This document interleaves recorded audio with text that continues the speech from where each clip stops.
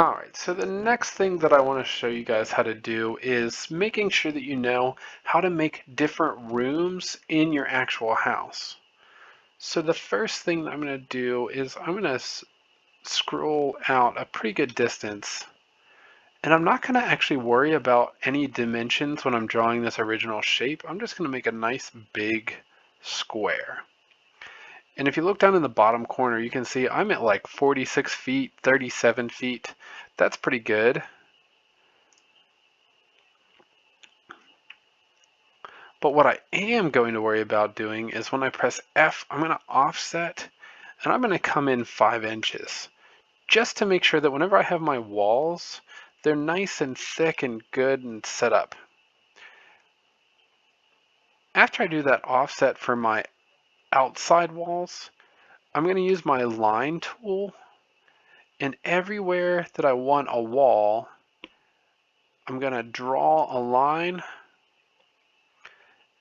And again, I want my walls to all be the same thickness. Usually in houses that is true. That's how they do it. They're all roughly almost the same thickness. So after I draw one line out from my outside wall, if I want to get my thickness right, I need to click 5, enter.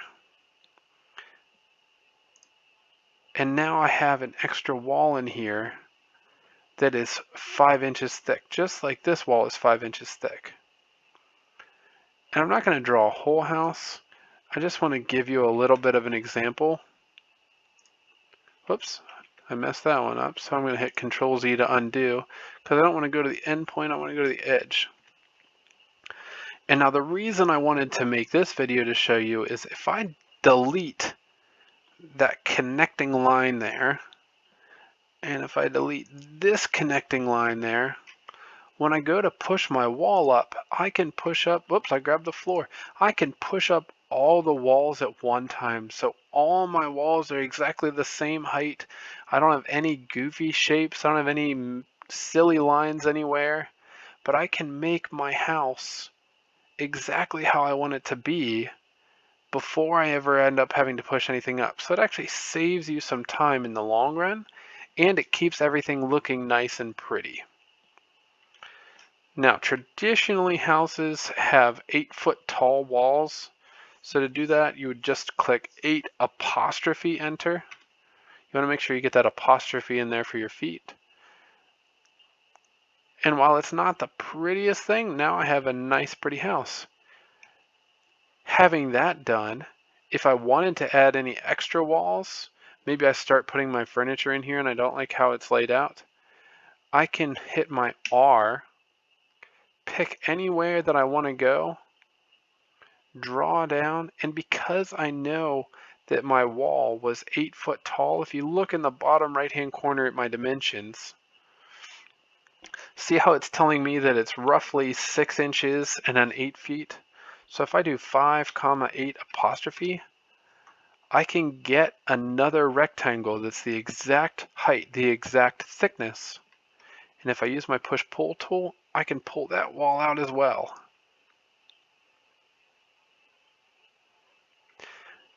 If I wanted a wall just off in the middle somewhere, so I don't really know why you would, but you could do that. So I'm going to do the same thing, right? You could just click and drag. And again, now see I've got 12 feet and then I've got 6 inches, something like that down there in the bottom right hand corner. So I could do 12 apostrophe, comma 5, because I want my wall to be 5 inches thick. And then I can push it up by my 8 apostrophe.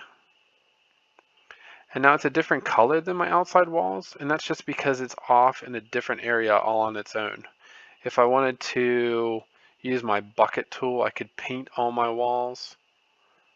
But you could do whatever you want. I just wanted to give a quick tutorial to make sure that you guys knew how to put your walls in. The last thing that matters is if I would have drawn this wall the whole way across and I wanted to put a door in it, so maybe to the outside I want my door.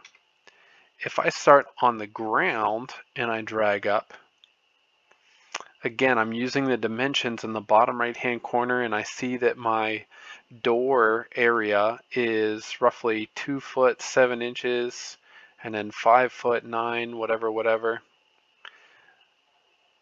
So because that small dimension is first, I'm going to make my door 36, comma, and I'm going to make my door 7 foot tall, so 7 apostrophe.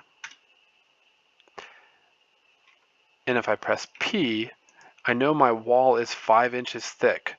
So if I press 5, enter, now if I very carefully orbit, you can see through my door, right? And that's what we want. We don't want actual doors drawn. We want to be able to see through our doors. That makes our drawing a little bit prettier, and it makes the user understand better what's going on.